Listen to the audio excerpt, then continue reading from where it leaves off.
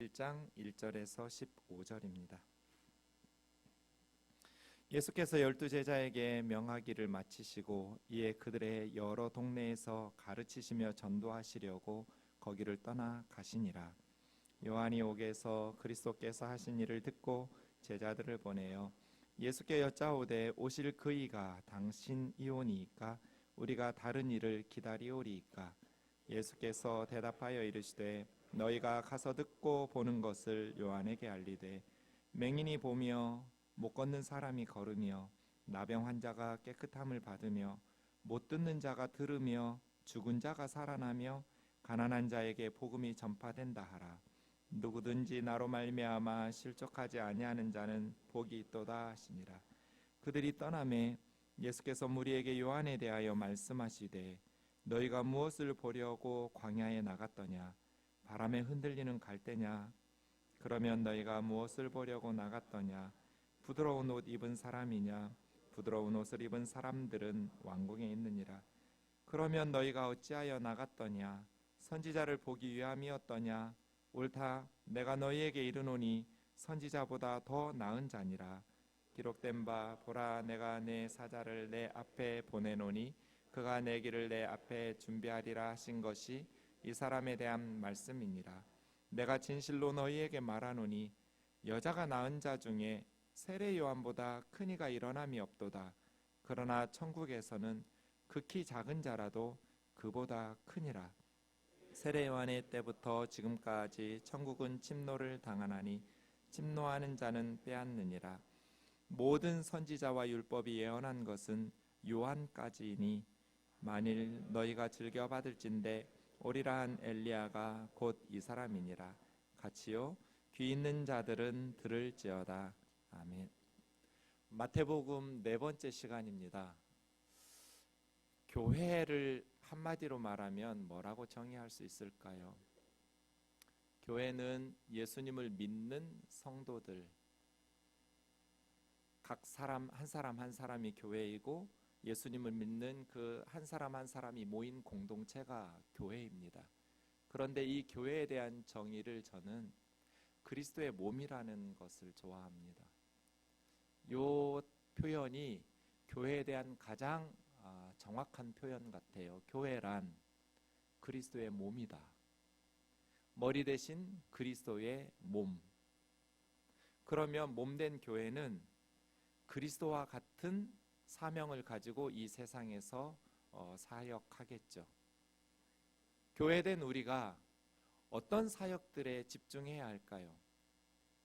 개인의 인생도 교회 공동체의 인생도 중요한 것들을 집중하면서 무가치한 것들의 에너지와 자원을 절약하고 낭비하지 말고 정말 중요한 일들에 자원들을 집중하면서 살아가는 것이 지혜로운 인생이겠죠.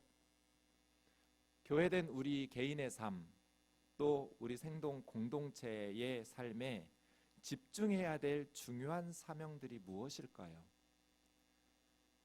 머리 대신 그리스도는 어떤 사역들을 감당하셨을까요? 오늘 본문 1절에 보시면 두 단어, 전도하시고 가르치셨다. 가르치시고 전도하셨다고 말합니다. 그 앞에 9장 35절에 보시면 이 두 가지에 하나를 더 추가하셨습니다. 예수님의 사역을 쭉 기술하면서 9가지 치유, 10가지 기적의 사역들이 8, 9장에 나왔는데요. 그 사역들을 마무리하면서 9장 35절에 세 가지로 예수님의 사역을 표현하지요. 각 회당에서 하나님의 말씀을 가르치시고 천국 복음을 전파하시고 모든 병과 백성들의 연약한 것들을 고치고 치유하고 회복하셨다. 머리 대신 그리스도께서 이 세 가지 사역으로 그의 공생의 사역을 요약하셨어요. 예수님은 가르치셨고 전파하셨고 고치셨어요. 그러면 그리스도의 몸된 교회인 우리도 이 세 가지가 중요하겠죠. 개인적으로나 공동체적으로 교회인 우리들이 이 세 가지에 힘써야겠습니다. 우리의 모든 기도, 우리의 모든 삶이 이 세 가지와 연관이 있어야 돼요. 아이들을 왜 길러요? 이 세 가지와 연관이 있어야 돼요. 돈은 왜 벌어요? 이 세 가지와 연관이 있어야 돼요. 기도는 왜 해요? 교회는 왜 나와요? 우리 왜 모였어요? 이 세 가지와 연관이 있어야 돼요. 이 세 가지와 연관되지 않는 일들도 있죠. 그건 그렇게 우리 인생에 중요한 게 아니에요. 그러니까 대충 해도 돼요. 얼마나 좋은 차를 타는지, 얼마나 좋은 집에 사는지, 그건 그렇게 중요한 우리의 인생의 이슈가 아니에요. 그러니까 대충 해도 괜찮아요. 그런데 이 세 가지, 하나님의 말씀을 가르치는 것, 가르치려면 우리가 먼저 배워야겠죠? 그리고 천국 복음을 전파하는 것, 전파하려면 우리가 먼저 이 천국 복음에 대한 확신이 있어야겠죠. 그리고 모든 병과 모든 연약한 것들을 고치고 회복시키고 치유하는 것, 그러려면 우리의 기도와 물질과 시간과 재능과 우리가 가지고 있는 자원들을 여기에 집중적으로 투자하는 교회가 그리스도의 몸된 교회로서의 사명을 잘 감당하는 교회겠죠. 말씀 앞에 저와 여러분의 삶을 비추어 보면서 나는 지금 그리스도의 몸된 교회로서 예수님께서 행하신 모든 사역을 세 가지로 요약하는 그 요약의 사명을 감당하기 위해서 준비되고 있는가, 또 그렇게 쓰임받고 있는가 점검해 보시기를 원합니다. 그렇게 1절의 말씀이 끝나고 2절, 3절에 세례 요한이 예수님에게 제자들을 보내서 질문을 합니다. 같이 읽겠습니다. 시작. 요한이 옥에서 그리스도께서 하신 일을 듣고 제자들을 보내어 예수께 여짜오되 오실 그이가 당신이오니이까 우리가 다른 일을 기다리오리이까. 요한이 예수님께서 하신 일을 들었어요. 감옥에서. 듣고 나서 제자들을 보내서 예수님에게 질문을 던졌어요. 질문의 요지가 뭐예요? 예수님이 메시아가 맞습니까? 아니면 우리가 다른 사람을 기다려야 되는 것입니까? 요한은 왜 이런 질문을 했을까요? 우선 마태복음 14장 3, 4절 보시면 요한이 왜 감옥에 갇히게 되었는지를 설명해 주는데, 헤롯 안디바라는 북쪽 갈릴리 지역을 다스리는 지도자가 헤롯 빌립이라는 이복 동생의 아내인 헤로디아를 빼앗았어요. 헤롯 빌립이 죽어서 과부가 된 제수 씨를 데리고 사는 게 아니에요. 동생 살아 있어요. 남편 살아 있는데 헤롯 빌립을 제압하고 그 아내인 헤로디아를 자기 아내 삼은 거예요. 헤롯 안디바는 아내가 없었나? 있었어요. 그러니까 둘 다 서로 가정이 있었는데 자기 아내를 내쫓고 동생의 아내를 뺏어서 사는 거예요. 그래서 세례 요한이 헤롯 안디바에게 가서 당신이 그 여자를 차지한 것은 옳지 않다 라고 직격탄을 날린 거예요. 그랬더니 헤롯 안디바가 세례 요한을 감옥에 투옥시킨 거죠. 감옥에 있는 세례 요한이 무엇을 집중하고 있었겠어요? 자기가 풀려나는 게 아니에요. 어떻게 하면 내가 감옥에서 나갈 수 있을까? 이것보다는 감옥에서 지금 예수님의 사역에 집중하고 있었어요. 감옥에서 제자들을 통해서 예수님의 사역 활동을 전해 들었어요. 세세하게 잘 알고 있었어요. 세례 요한은 온통 예수님에 대한 소식에 집중하고 있었어요. 그러다가 질문이 생겼어요.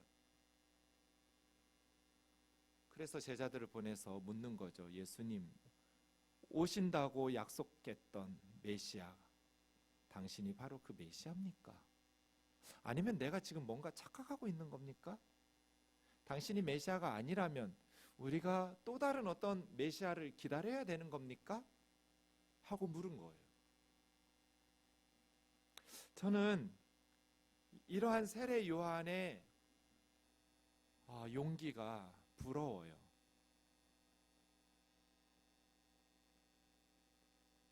예수님께서 세례 요한 너 진짜 실망이다. 네가 어떻게 나한테 이럴 수 있냐? 이렇게 나한테 실망하시면 어떡하지? 그런 염려가 왜 없었겠어요? 질문이 중요해요. 그래도 내가 장로인데, 내가 권사인데, 나 믿음 좋은 줄 알고 있는데 이런 것도 못 믿느냐고 질문하면 목사님에게 핀잔을 듣지 않을까? 또 교우들이 실망하지 않을까 하는 두려움 때문에 질문을 안 해요. 교회에서 다들 여러분처럼 이렇게 믿음 좋은 척하고 앉아 있어요. 안 믿어지는데 질문을 못 던져요. 세례 요한 질문을 던졌어요.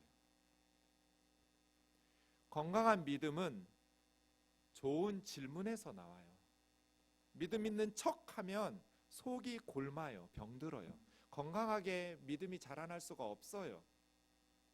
질문을 던지고 그것에 대해서 생각하고 기도하면서 말씀을 열어보고 그렇게 성경적인 믿음이 세워지고 자라나는 것이지, 자기를 계속 세뇌하면서 안 믿어지는데도 믿습니다, 믿습니다, 내가 안 믿는다고 하면 지옥 갈 것 같으니까 무서워서 질문도 던지지 못하는 그런 용기 없는 그리스도인들은 건강한 신앙으로 자라나기가 어려워요. 그런데 교회가 질문을 잘 허용하지 않으려고 해요. 그냥 암묵적으로 다들 믿음 있는 척 하면서 열심히 봉사하고 헌금하고 예배하지요. 그리고 그런 질문을 던지면 다들 문제야 취급을 해버려요. 그래서 교회에서 자기 개인의 문제든 교회의 문제든 질문 던지는 것이 금기시 돼요. 질문을 던지고 그 문제들을 토론하고 따지고 함께 고민하고 기도하면서 바로잡지를 못하니까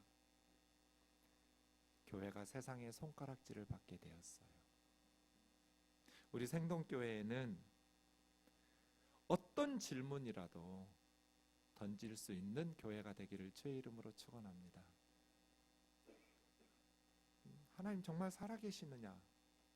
나 잘 안 믿어진다. 물어야죠. 예수님, 당신이 정말 메시아냐? 하나님께서 보내주신다고 약속하셨던 오실 그분이냐? 내가 다른 분 기다려야 되냐? 물어야죠.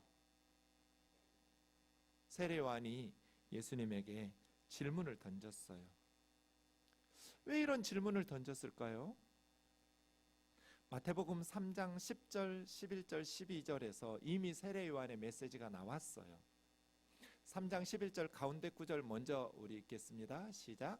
나는 너희로 회개하게 위하여 물로 세례를 베풀었거니와 내 뒤에 오시는 이는 나보다 능력이 많으시니 나는 그의 신발을 풀기도 감당하지 못하겠노라. 그는 성령과 불로 너희에게 세례를 베푸실 것이요. 수많은 사람들이 세례 요한에게 나왔어요. 세례 요한은 예수님 시대에 가장 존경받는 유대인이에요. 400년 만에 등장한 선지자예요. 많은 사람이 세례 요한에게 나가서 세례를 받고 그의 말씀을 듣고 회개했어요. 사람들은 세례 요한이 메시아일 거라는 기대를 가지고 물었어요. 그때마다 세례 요한은 내가 아니다. 내 뒤에 오시는 분이다. 나보다 능력이 많으신 예수님에게 가라는 거예요. 나는 그의 신발을 풀어드리기에도 감당하지 못할.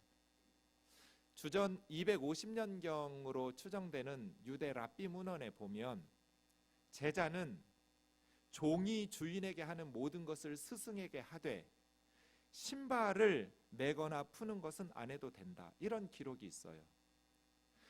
신발을 매거나 푸는 일은 너무나 하찮은 일이라는 거예요. 그래서 스승이라 할지라도 제자가 그런 일은 안 해도 된다고 기록해 놓은 거죠.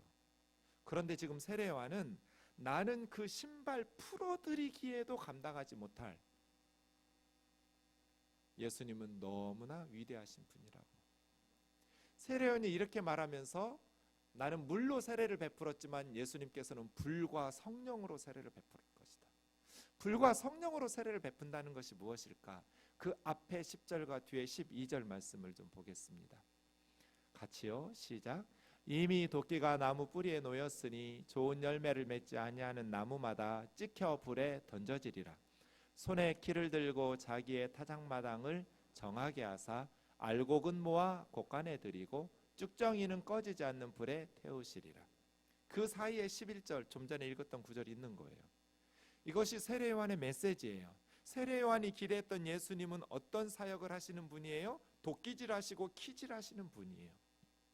손에 도끼를 들고 좋은 열매를 맺지 아니하는 나무는 찍어서, 거름 주고 물 주고 고생하면 뭐해요? 이놈의 나무가 썩은 열매만 맺히고 열매가 잘 맺히지 않으면 농부에게 헛수고 시키는 거니까 좋은 열매를 맺는 나무, 회개하고 착하게 살라는 거잖아요. 하나님 말씀에 순종하면서 살지 않으면 너희는 지금 찍힐 거다. 내 뒤에 오시는 그분은 불과 성령으로 세례 주신다는 건 심판하신다는 거예요. 그분의 손에는 키가 들려있다. 뭐 차 운전하는 키가 아니고요. 이 키라는 것은 추수할 때 이렇게 갈고리 같은 거예요. 삽이나 갈고리 같이 바람에 날리도록 이렇게 들어 올리는 도구예요. 추수하는 도구. 그래서 그걸 들어 올리면 바람에 날려서 알곡은 바로 밑으로 떨어지고 가벼운 쭉정이는 멀어지겠죠. 그럼 뭐하다가 이제 쭉정이는 불사르겠죠.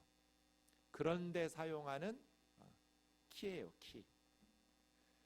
그러니까 세례 요한의 설교를 통해서 유추해 보면 감옥에서 세례 요한은 예수님께서 도끼질과 키질 하실 것을 기다리고 있었어요.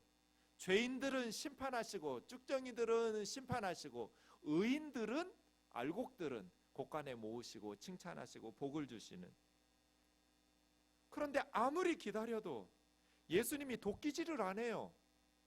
오히려 죄인들, 세리들, 그들과 함께 먹고 마시고, 아마 세례 요한은 마태 같은 매국노 세리를 예수님의 12제자 중에 하나로 선택하실 때 경악을 했을 거예요.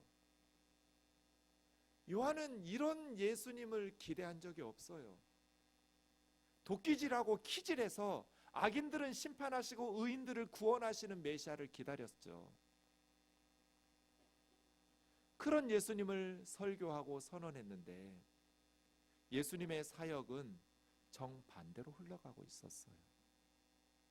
그래서 세례 요한이 내가 뭔가 착각을 했나? 제자들을 보내서 물은 거죠. 예수님, 당신이 메시아가 맞습니까? 내가 뭔가 착각하고 있는 것 아닙니까?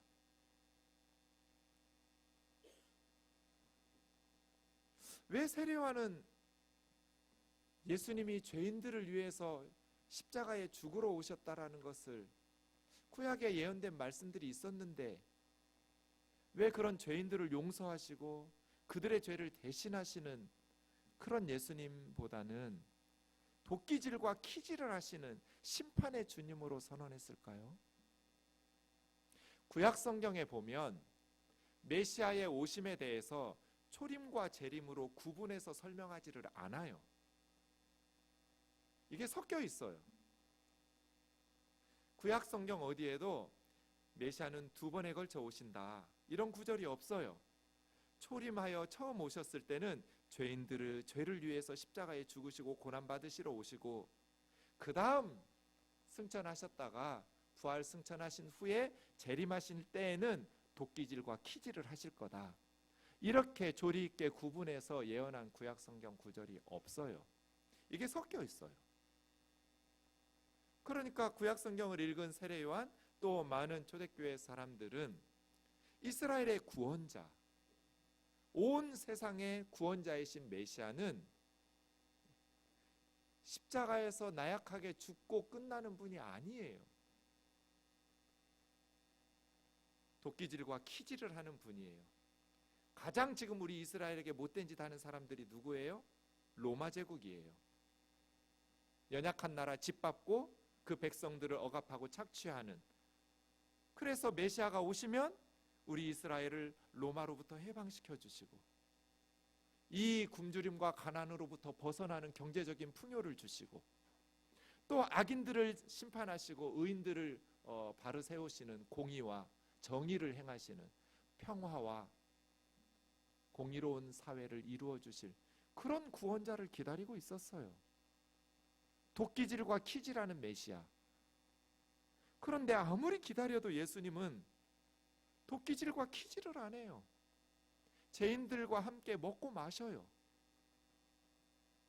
세례요한이 질문이 생긴 거예요. 여러분은 예수님을 구원자라고 믿으시나요? 예수님을 믿으면 죄 사함을 받고 천국 백성 되어 하나님의 자녀 될 수 있다는 그 믿음이 있나요? 어떻게 해서 그런 믿음은 가지게 되셨나요?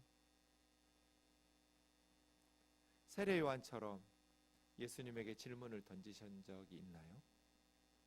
예수님, 당신이 정말 세상의 구원자이십니까? 이 요한의 질문에 대해서 예수님이 답을 하는 것이 4절 5절이죠. 같이 읽겠습니다. 시작.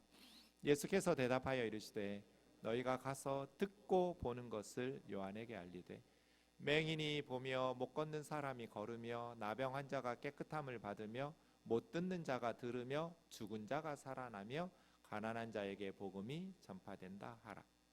우리가 주목할 것은 예수님의 대답이 나 메시아가 맞다, 다른 사람 기다릴 필요 없다, 이렇게 하지 않았다는 거예요. 말로 설명하지 않았어요.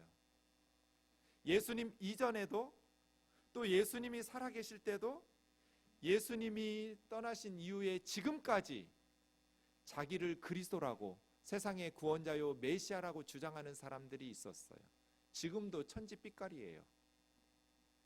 내가 메시아다, 내가 구원자다. 그 사람들과 예수님의 차이점이 뭐예요? 자기를 그리스도라고 말하는 사람들은 다 말로 해요. 말로. 성경을 갖다 덕지덕지 갖다가 자기에게 적용시키지만 예수님처럼 대답할 수 있는 사람이 아무도 없었어요. 예수님은 이론으로 성경적인 교리로 설명하면서 그들을 머리로 설득시키려고 하지 않았어요.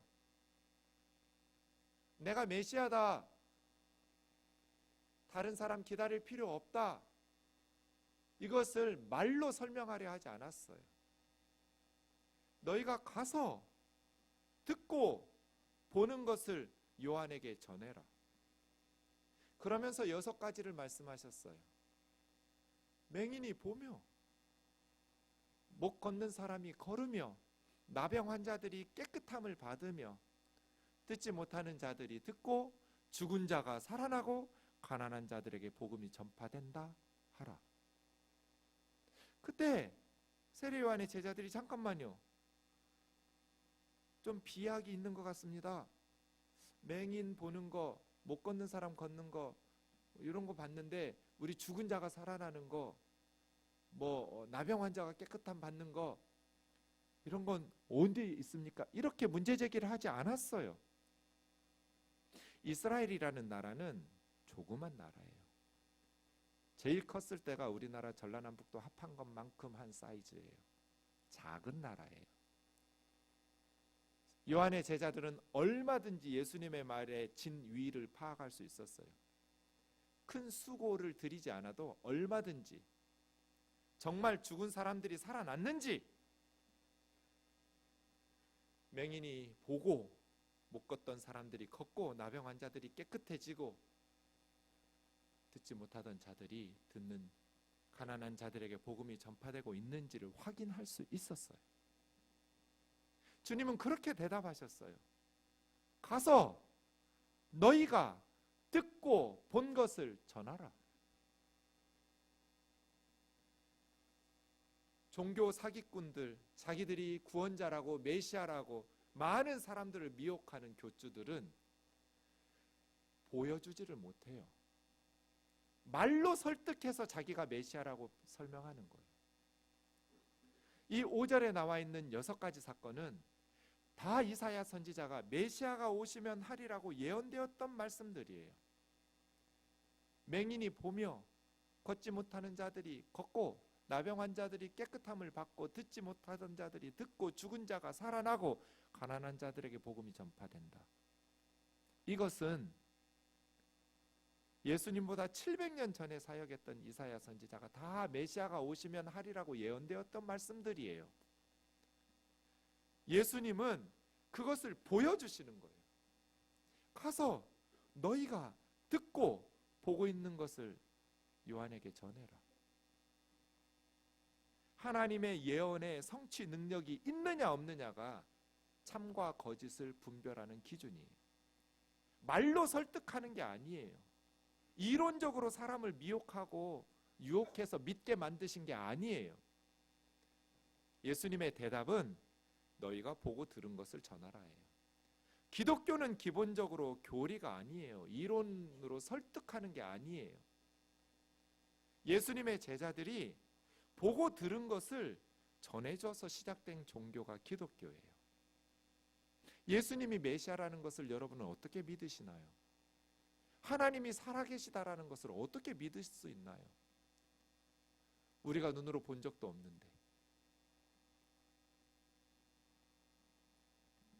예수 그리스도, 이 복음은 그것을 듣고 본 제자들이 전해 주었어요. 누군가 저에게 목사님은 어떻게 기독교가 진짜라고 확신합니까? 어떻게 예수님이 진짜라는 것을 믿을 수 있습니까? 라고 물으신다면 저는 제자들 때문이라고 대답할 거예요. 예수님의 제자들, 그 사람들은 교리적으로 말로 설득하지 않았어요. 말로 주장을 펼치지 않았어요. 그 사람들은 우리가 봤다 해요. 그런데 전하는 말이 다 똑같아요. 예수는 우리 죄를 위해서 십자가에서 벌거벗고 죽으셨다. 그 주님이 죽었을 때 우리는 잡혀 죽을까 봐 문 걸어 잠그고 숨어 있었다. 그런데 부활하신 주님이 우리 앞에 나타나셨다. 우리는 유령인 줄 알고 놀라고 무서워하고 있었는데 예수님께서 구운 생선 잡수시고 떡 잡수시고 손 내밀어서 만져보라 하고 거듭거듭 나타나셔서 유령이 아니라 부활하신 가르쳐 주셨다. 우리가 봤다, 들었다, 만졌다. 그런데 이 제자들은 그 말을 하고 다 죽었어요. 300년 이상 동안 로마 제국에서는 예수님을 믿으면 박해를 받았어요. 성경 밖에 있는 문헌들과 신약 성경의 문헌들의 내용이 일치하는 부분들이 있어요. 예수님을 믿지는 않지만 예수님 시대에 그 이후 신약 성경 시대에 로마 제국의 문헌들을 보면 수많은 그리스도인들이 순교를 당했어요. 예수님의 제자들이 순교를 당했어요. 껍질을 벗겨서 죽이고 산채로 기름을 짜서 저녁에 횃불을 밝히는 데 써먹고 십자가에 처형시키고 맹수들의 밥으로 죽였어요. 그런데 제자들의 말은 다 똑같아요. 우리가 보았다, 들었다.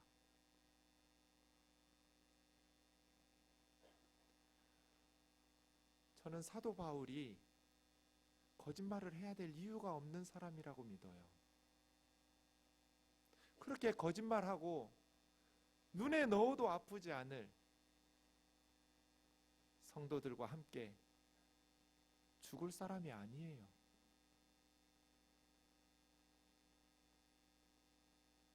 눈에 넣어도 아프지 않은 가족과 함께 죽어도 되는 사람은 아무도 없어요. 예수님의 제자들 말이에요. 그런데 예수님의 제자들은 예수님의 복음 전해서 좋은 차 타고 좋은 집 살고 비싼 음식 먹는, 그러기 위해서 사역한 제자들이 아니에요. 한결같이 죽었어요. 그러면서 그들이 하는 말은 보았다, 들었다, 만졌다예요. 제가 속았다면 예수님의 제자들한테 속은 거죠. 저는 25년 동안 성경을 연구하고 있어요. 그런데 예수님에게서 단 한 문장도 틀린 것을 발견하지 못했어요. 성경에서 말이에요. 제가 바보이거나 성경이 진짜이거나, 우리 인간들이 못하니까 하나님도 못하신다고 말하는 것은 교만하고 어리석은 일이죠. 자기가 못하고 자기가 믿기 어렵다고 그래서 하나님도 할 수 없다고, 그런 일이 어떻게 가능하냐고, 나는 못 믿어라고 마음에 닫아버리는 것은 교만할 뿐 아니라 어리석은 일이죠. 중요한 건 그런 사건이 가능하냐가 아니라 죽은 사람이 어떻게 살아나, 처녀가 어떻게 아들을 낳아, 하나님이 그것도 못해요? 그게 가능하냐 불가능하냐가 아니라 사실이냐 거짓이냐죠. 하나님은 첫 사람 아담과 하와 만들 때도 그 사람이 아담과 하와라고 믿든지 안 믿든지, 어쨌든 지금 우리는 이런 세상에 태어나 보니까 던져졌고, 첫 번째 인류는 부모가 없으니 난자와 정자가 만나서 만들어진 게 아니에요. 난자조차 없었어요. 아담과 하와는 누가 만들었어요? 우연히 만들었다고 진화로 믿든지, 하나님이 만드셨다고 창조로 믿든지, 어쨌든 첫 번째 사람은 남자와 여자가 만나서 만들어진 게 아니에요. 내가 불가능하냐, 내가 불가능하다고 그래서 하나님도 불가능하신 건 아니에요. 내가 믿을 수 있냐 없냐가 중요한 것이 아니라 사실이냐 거짓이냐가 중요한 거예요.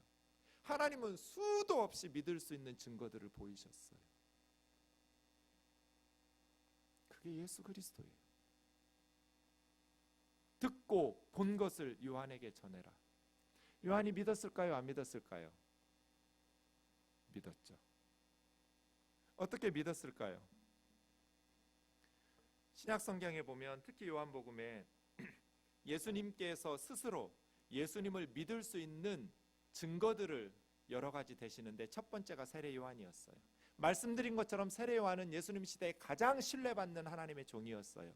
그 세례 요한이 예수님을 증언했기 때문에, 내가 사람의 증언 때문에 의지해서 내가 진짜라고 주장하고 싶지는 않지만 너희를 위해서 말하는데 세례 요한이 나에 대해서 증언하지 않았냐? 그리고 너희는 세례 요한을 참 하나님의 종으로 인정하고 있지 않느냐? 내 말을 못 믿겠으면 요한의 말을 믿어서라도 나를 믿어라. 그렇게 주장하셨거든요. 만약에 요한이 감옥에서 마지막 변질했다면, 예수님에 대한 신뢰를 포기했다면 예수님은 그런 말을 할 수 없었을 거예요. 그리고 예수님의 제자들은 세례 요한을 증거하면서 복음을 전하지 못했을 거예요. 신약 성경의 내용은 달라져야 돼요. 초대교회 문헌에 보면 세례 요한이 이 질문을 던진 것은 자신 때문이 아니라 제자들 때문이라고 말했어요. 세례 요한의 제자들이 계속해서 감옥에 있는 요한에게 질문을 던지는 거예요. 선생님, 예수님이 메시아 맞습니까? 우리가 다른 사람 기다려야 되는 것 아닙니까? 도끼질이 없습니다. 키질이 없습니다. 오늘 또 죄인의 집에 들어가서 먹고 마셨습니다. 오늘은 뭐 사개오인가 뭐 그런 세린의 집에 가서 실컷 먹고 취하고 금식을 안 합니다. 기도 안 합니다. 그런 방탕한 제자들과 함께 사는 예수 공동체가 옳은 것입니까? 금식할 줄도 모르는데?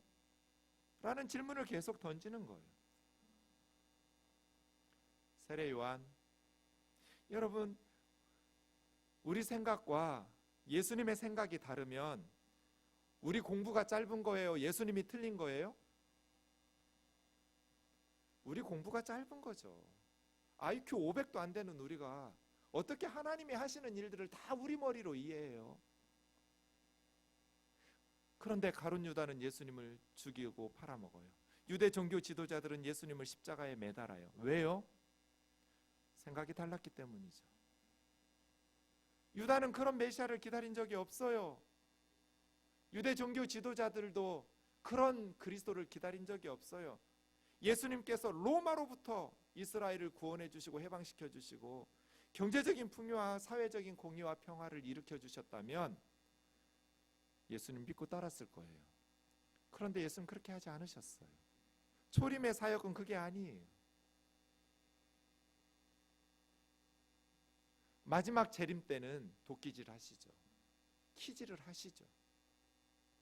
그러나 초림의 주님은 이사야 53장 4, 5, 6절에 있는 것처럼 실제로는 예수님은 우리의 질병, 우리의 고난, 우리의 질고를 지고 고난을 받으셨는데 사람들이 뭐라고 생각하냐면 예수님은 자기 죄 때문에 하나님에게 벌받고 매맞고 하나님에게 형벌을 받아서 고난을 당한다고 생각하는 거예요.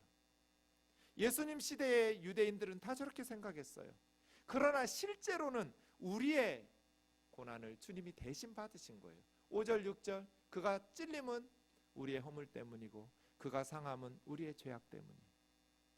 그가 징계를 받아서 우리가 평화를 누리고 그가 채찍에 맞음으로 우리가 나음을 입었어요. 우리는 다 양같이 지 살고 싶은 대로 자기 길로 다니면서 죄짓고 살았는데 하나님께서 우리 모든 사람들의 죄악을 예수님에게 담당시키셨어요. 그런데 사람들은 예수님은 자기 죄 때문에 하나님에게 벌받고 매맞고 고난당한다고 생각하는 거예요. 우리 생각과 예수님의 생각이 다르면 내가 공부가 작구나 이렇게 생각해야 돼요. 유다처럼 유대 종교 지도자들처럼 예수님이 틀렸다라고 말하면서 거부하면 구원의 가능성이 없어요. 6절 같이 읽겠습니다. 오늘 본문 6절이요. 시작. 누구든지 나로 말미암아 실족하지 아니하는 자는 복이 있도다. 아멘. 어떤 사람이 복이 있어요? 예수님 믿고 살다가 예수님 믿고 죽는 사람이 복이 있어요. 예수 믿음에 있어서 실족, 발을 잃어버렸다 그런 뜻인데요. 헛발 디뎌서 넘어지지 않는 사람, 원문으로 보면 덫에 걸려서 넘어지지 않는 사람, 복이 있다. 예수 믿고 살다가 예수 믿고 죽는 사람, 실족하지 않는 사람, 그 사람들이 복이 있어요. 그런 복된 저와 여러분 되기를 주의 이름으로 축원합니다. 우리가 예수님을 믿는 것은 구름과 같이 허다한 증인들이 있어요. 예수 믿는 것은 받은 증거 많도다예요. 그 믿음으로 정직한 질문들을 던져가면서 또 그것에 대해서 대답하고 기도하고 토론하면서 성경 위에서 건강한 믿음을 세워갈 수 있는 우리 교회가 되기를 주의 이름으로 축원합니다. 7절에서 15절을 보겠습니다. 세례요한의 제자들이 떠났습니다. 그러자 주님께서 세례요한에 대해서 제자들과 모인 사람들에게 질문을 던집니다. 세 가지가 나오는데 첫 번째, 너희가 광야에 왜 나갔느냐? 바람에 흔들리는 갈대를 보려고 나갔느냐? 그런 사람 없습니다. 그럼 세례요한한테 왜 갔냐? 부드러운 옷을 입은 사람 보려고 나갔느냐? 그런 사람 없습니다. 부드러운 옷, 화려하고 좋은 옷을 입은 사람 보려면 왕궁으로 가야죠. 세례요한은 바람에 흔들리는 갈대도 아니었고 부드러운 옷을 입은 사람도 아니었어요. 세 번째, 그럼 뭐하러 나갔느냐? 선지자를 보려고 나갔느냐? 옳다. 세례요한은 선지자다. 그런데 선지자들보다 더 탁월한 선지자다.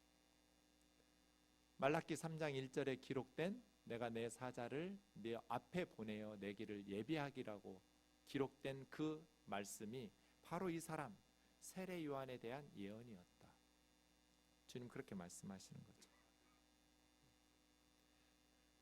교회의 사명, 하나님의 말씀을 가르치고 천국 복음을 전파하고 백성들의 질병과 모든 약한 것들을 고치고 회복시키는 것, 이 세 가지 사명을 감당하는 한국 교회가 왜 위기를 만났을까요? 지금도 한국 교회는 천국 복음 전파하고 성경 하나님의 말씀 가르치고 백성들의 연약함과 질병들을 고치고 있는데 왜 점점 내리막길로 나아가고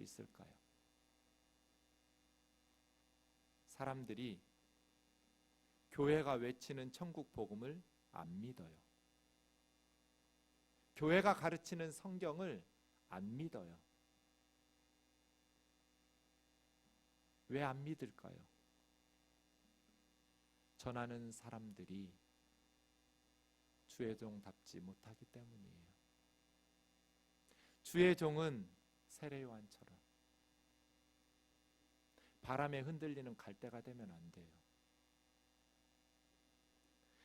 나약하면 안 돼요. 심지가 견고해야 돼요. 사람들의 여론이나 사람들의 동향에 흔들리면 안 돼요. 주의 종은 사람들의 인기를 먹고 사는 연예인이 아니에요. 그런데 목회하다 보니까 성도들의 눈치를 보게 돼요.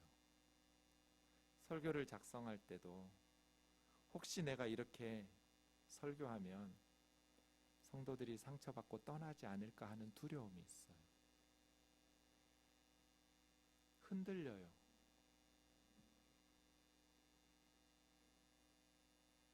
주님은 가난한 자들에게 복음이 전파된다. 이게 6번째잖아요. 그런데 한국 교회는 부자들의 기분을 좋게 하는 설교를 많이 해요. 가난한 자들에게 복음이 없어요. 설교문을 작성할 때마다 바람에 흔들리는 갈대처럼 유혹을 받아요. 눈을 질끈 감지 않으면 부자들이 상처받지 않을까? 힘 있는 성도들이 꼭 그렇게만 보냐고 상처받고 떠나지 않을까? 그런 염려 때문에 설교문을 작성할 때 타협하면 그때 이제 제가 사역을 그만 내려놓을 때예요.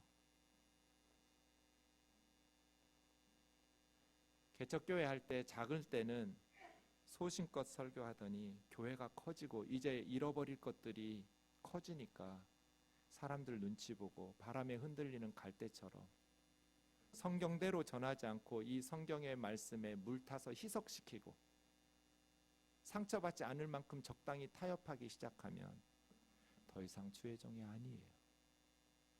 세례요한은 사람들의 인기를 위해서 사람들의 여론 때문에 나약하게 심지 없이 흔들린 갈대가 아니에요.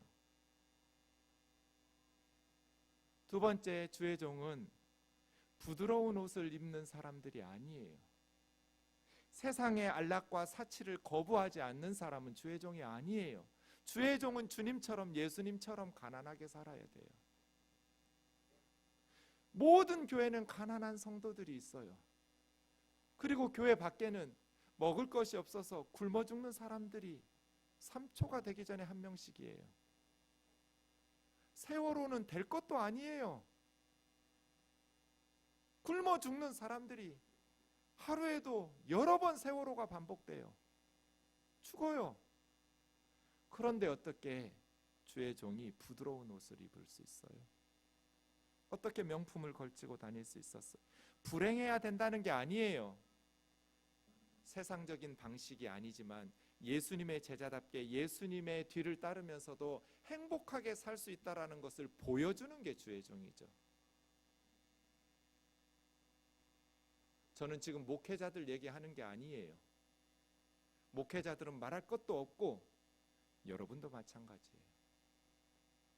교회가 그리스도의 몸이라면 성도는 그리스도의 몸이요, 우리는 다 왕같은 제사장이요, 모든 성도는 주의 종이거든요. 여러분이 진짜로 주의 종이라면 부드러운 옷을 탐하면 안 돼요. 명품을 탐하면 안 돼요. 교우들이 죽어가고 있는데 어떻게 목회자들이 주의 종이라고 말하면서 부드러운 옷 입고 싶으면 교회로 갈 것이 아니라 왕궁으로 가야죠. 왜 한국 교회의 메시지를 믿지 않는 사람들이 신뢰하지 않는가? 목사들이 바람에 흔들리는 갈대이기 때문이고 부드러운 옷을 탐하기 때문이에요. 주의 종은 선지자여야 돼요. 선지자가 뭐 하는 사람들이에요? 하나님의 말씀을 선포하는 말씀 사역자예요. 하나님의 말씀을 선포하는 사역자들은 사람들에게 타협함이 없어야 돼요. 하나님께서 주신 말씀을 그대로 물 타서 희석시키지 말고 원해 그대로 전해야 돼요. 그러면 잘못 살고 있는 사람들은 회개하고, 바르게 살고 있는 사람들은 격려를 받고 위로를 받을 거예요. 여러분, 어느 집사님이 그랬어요. 우리 교회 다니려면 고치고 다니든지 튀어나가야 된다. 딴 교회로 옮겨야 된다. 오랫동안 지켜보니 우리 목사님은 설교 방향을 바꿀 마음이 없다. 그렇지 않아요. 저 되게 약한 사람이에요. 흔들려요.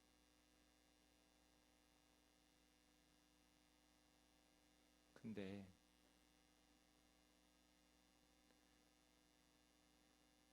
하나님의 말씀을 전하는 선지자는 사람들 눈치 보면서 흔들리면 안 돼요. 부드러운 옷을 탐해서도 안 돼요. 하나님이 주신 말씀 그대로 전해줘야 돼요. 저와 여러분이 세상 속에서 무능하라는 거 아니에요. 자기 분야에서 실력을 기르되 세상 사람들처럼 살면 안 돼요. 많은 사람들이 죽어가고 있기 때문이에요. 많은 사람들이 헐벗고 있기 때문이에요. 우리 생동교회가 가난한 자들에게 복음을 전파하는 교회가 되기를 원합니다. 백성들의 질병과 모든 연약한 것들을 고치는 교회가 되기를 원합니다. 세 번째는 안 하고 앞에 두 가지만 하려고 그래요. 교회들이 복음 전하고 말씀을 가르치기만 하지, 모든 질병과 연약한 것들을 고치고 회복시키기 위해서 희생하려고 하지 않아요. 좋은 예배당 지어놓고 좋은 것 다 갖춰놓고 누릴 거 다 누리면서 어떻게 백성들의 질병을 고쳐주고 백성들의 연약한 것들을 회복시켜 줄 수 있어요? 불가능해요. 그래서 세례 요한처럼이에요. 주님 말씀하셨어요. 11절, 진실로 너희에게 말하노니 여자가 낳은 자 중에 세례 요한보다 더 큰 사람은 없다. 그런데 천국에서는 가장 작은 사람도 세례 요한보다 더 크다. 세례 요한이 정말 가장 큰 자일까요? 모세보다? 다윗보다? 아브라함보다? 네, 더 큰 자예요. 왜 세례 요한이 그 어떤 사람들보다 더 위대할까요? 세례 요한이 더 믿음이 좋았나요? 더 성품이 탁월했나요? 그게 아니고 세례 요한의 사역이 중요했기 때문이에요. 세례 요한은 예수님의 직전에 와서 그의 길을 닦는 사람이에요. 다른 선지자들은 예수님에 대해서 보지 않고 예언한 사람들이지만 세례 요한은 예수님을 보면서 사역한 사람이에요. 그런 선지자예요. 그래서 선지자인데 선지자들보다 더 위대한 사람이에요. 그의 사역 때문에, 맡은 역할 때문에. 세례 요한은 예수님에게 세례를 베푼 사람이에요. 그런데 세례 요한은 구약에 속한 사람이에요. 장차 올 사역을 예언하는 구약의 마지막 사람이에요. 그래서 하나님의 나라 천국에서는 우리가 죽어서 가는 천국에서가 아니에요. 마태복음의 천국 하나님의 나라는 세례 요한 때부터 이미 시작되었어요. 예수님의 초림으로 시작된 하나님의 통치, 그게 하나님 나라예요. 그 하나님의 통치와 하나님 나라 안에서는 가장 작은 자도 세례 요한보다 위대한 사역을 감당해요. 우리가 세례 요한보다 더 위대한 거예요. 우리가 세례 요한보다 믿음이 좋고 인격이 훌륭해서가 아니에요. 우리가 감당하고 있는 이 역할 때문이에요. 세례요한은 장차 오실 예수님에 대해서 예수님의 사역을 예언하고 순교당하고 처형당한 사람이지만 우리는 예수님께서 십자가와 부활해서 이루신 복음의 역사를 전파하는 사람들이에요. 우리가 전하는 메시지가 세례요한이 전하는 메시지보다 훨씬 중요해요. 그래서 하나님 나라 백성된 그렇게 사역하고 있는 신약시대 백성이 구약의 가장 위대한 세례요한의 사역보다 더 위대한 사역을 감당하고 있기 때문에 더 큰 잔거예요. 우리가 맡은 사명이 이렇게 위대해요. 세례요한의 때부터 지금까지 천국은 침노를 당하고 있어요. 침노하는 자들은 빼앗느니라. 많은 성도님들이 천국을 침노해야 된다, 빼앗아야 된다 이렇게 말하는데 사실은 대부분 성경학자들은 그렇게 해석하지 않아요. 물론 그런 해석이 불가능한 건 아니에요. 문제는 이 침노한다는 단어나 빼앗는다는 단어를 그렇게 무엇인가를 얻기 위해서 긍정형으로 사용된 예가 없어요. 다 침노하거나 빼앗는 것은 부정적인 의미로만 사용되죠. 물론 긍정적으로 여기서 사용했다고 말할 수도 있지만, 그래서 대부분 성경학자들은 어떻게 이 본문을 해석하냐면 세례 요한 때부터 지금까지 천국은 폭행당하고 있다. 그래서 세례 요한이 처형당하는 것처럼, 그리고 천국의 백성들, 제자들과 교회들이 순교를 당하고 박해를 당하듯이 사탄에 의해서 또한 이 복음을 거부하는 권력자들에 의해서 천국은 계속해서 박해당하고 있다. 그런 어려움과 역경과 박해를 더 굳센 믿음으로 이겨내야 된다는 말씀이에요. 대부분 성경학자들은 이렇게 해석해요. 긍정적인 해석이 불가능한 건 아니에요. 어쨌든 천국에 들어가란 얘기니까. 근데 천국에 들어가기 위해서는 막 싸우고 뺏고 막 이런 의미는 아니에요. 천국은 그렇게 들어가기 위해서 침노하고 뺏고 투쟁하고 싸우는 그런 곳은 아니에요. 천국은 세례 요한 때부터 계속해서 박해를 받고 공격당하고 있어요.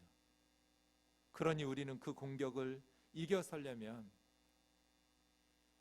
예수님이 세례 요한을 설득해서 듣고 보는 것을 전해서 믿음을 다시 회복시키신 것처럼 우리는 말씀을 통해서 하나님의 은혜를 통해서 성령 안에서 더 굳센 믿음으로 천국 백성 되기 위해서 노력해야죠.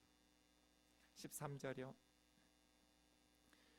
선지자와 율법, 구약은 세례 요한 때까지. 그래서 세례 요한은 구약의 마지막 사람. 세례 요한은 오리라 한 엘리야, 메시아 전에 선지자 엘리야를 보내주시겠다는 말라기 4장 5절에 성취한 자이다 하고 15절 귀 있는 자는 들을지어다 하고 본문이 마쳤어요. 말씀을 마치겠습니다.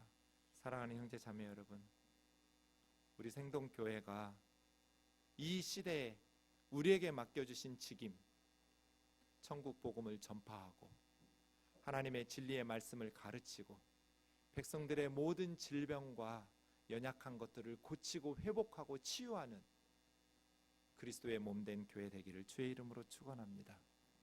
그러려면 세례 요한처럼 건강한 질문들을 던지고 말씀 위에서 믿음들을 굳게 세우고, 그리고 세례 요한처럼 진실된 주의 종답게 살아내고 갈대처럼 바람에 흔들리지 말고 부드러운 옷 입으려고 탐하지 말고 선지자는 선지자답게 세례 요한보다 더 위대한, 엘리야나 이사야보다 더 위대한 예수 그리스도의 복음을 전하는 우리가 주의 종답게,